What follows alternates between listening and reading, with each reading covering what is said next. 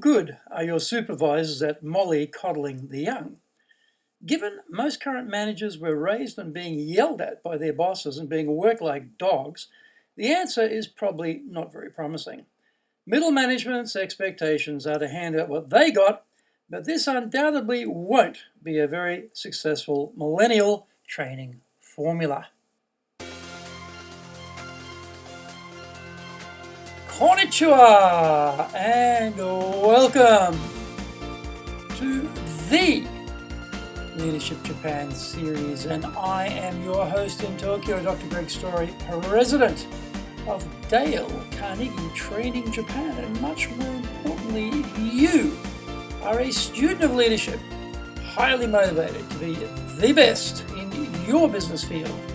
If you enjoyed the program, then you might consider subscribing on iTunes and leaving a review. We would love to hear what you think about the series. How would you like your own access to 103 years of the accumulated wisdom of Dale Carnegie Training? Get our free report, Stop Wasting Money on Training, How to Get the Best Results from Your Training Budget, plus our free white papers, guidebooks, reports, training videos, blogs, newsletters, course information, plus much more at japan.dalecarnegie.com. Today we are up to episode 86 and we are discussing mysterious millennials. Japan is entering a scary world of work. The tried and true assimilation methods of the past for injecting youth talent into firms are starting to falter. Every generation feels a gap with its successor, but the size of the impending chasm in Japan is generating fresh challenges. The bankruptcy of Yamaichi Securities in 1997 put loyal staff on the street. This was a post-war watershed in the company staff contract. Shocking at the time. It was followed by something much worse, the Lehman Shock, starting in 2008. The expected compact of lifetime employment security in return for total devotion was now revealed to be a mirage. Millennials, defined as those becoming adults around 2000, are the first generation to collide with two major trends: being fired when your company right-sizes, and a youth population decline. The end of the old order has created skepticism among young people about the relevancy of their parents' experiences to their own employment reality. The Dai-ni Shinsotsu, or second graduates, is a relatively new phenomenon where 3 or 4 years into their first job, 40% are graduating from their employer and heading off to find another workplace more to their liking.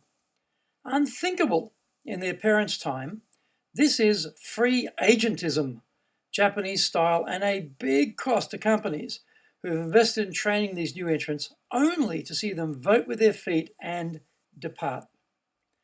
At different times, it has been poor pickings for varsity graduates in Japan to find a full-time job. That era is drawing to a close.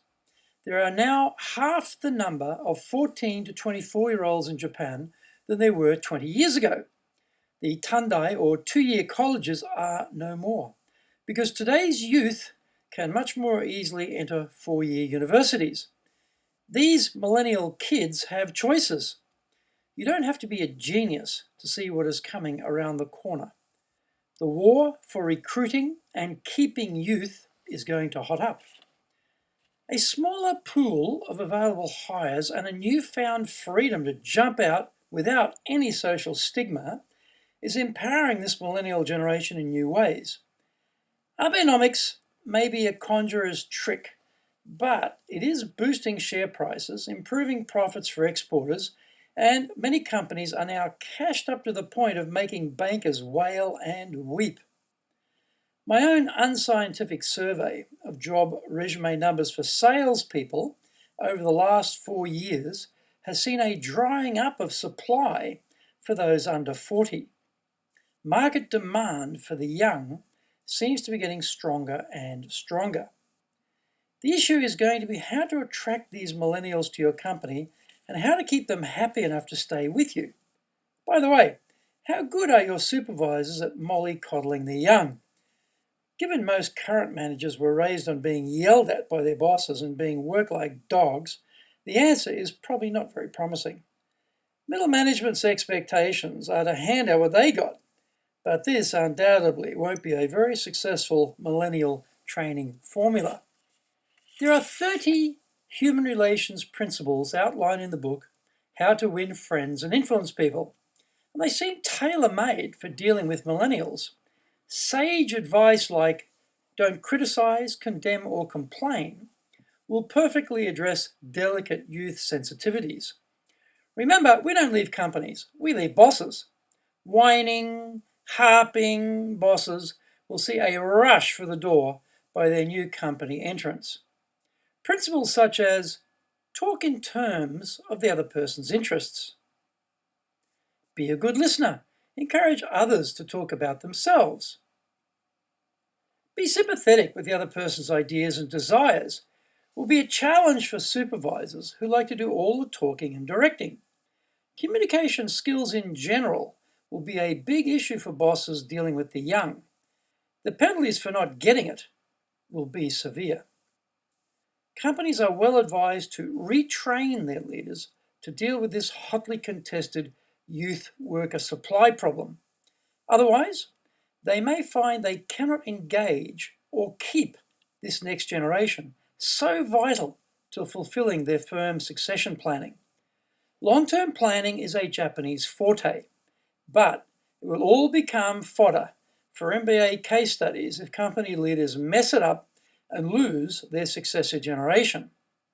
OJT, on-the-job training, will not deliver anything worthwhile in this regard. Mediocre managers passing on a diluted version of what they learned from their own mediocre seniors was always a dubious Japanese training construct. The juice has well and truly been squeezed from the Japanese OJT stone. Organizations will also be more attractive in recruiting and keeping millennials if they have more relevant training on offer for them. The same tired induction training courses or the functional position rotation progression throughout the firm are not satisfying millennials. They lack experience, so they want practical information, not lecture or theory. They want concrete skills to make them more successful, and they want them now. Prepare your organization for this brave new world of Japanese millennials, or brace yourself for the unfolding nightmare.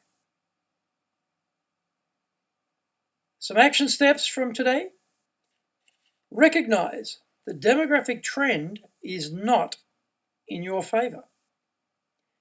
Educate your leaders to become better communicators. Embed Dale Carnegie's 30 Principles of Human Relations into your company culture. Provide practical skill training for the millennials. Thank you for joining the Leadership Japan series. If you found the program useful, then you might consider subscribing on iTunes and leaving a review. Remember, to access your Dale Carnegie training free reports, white papers, guidebooks, training videos, we're up to number 295 this week, by the way, blogs, newsletters, course information, plus much, much more, then go to japan.dalecarnegie.com.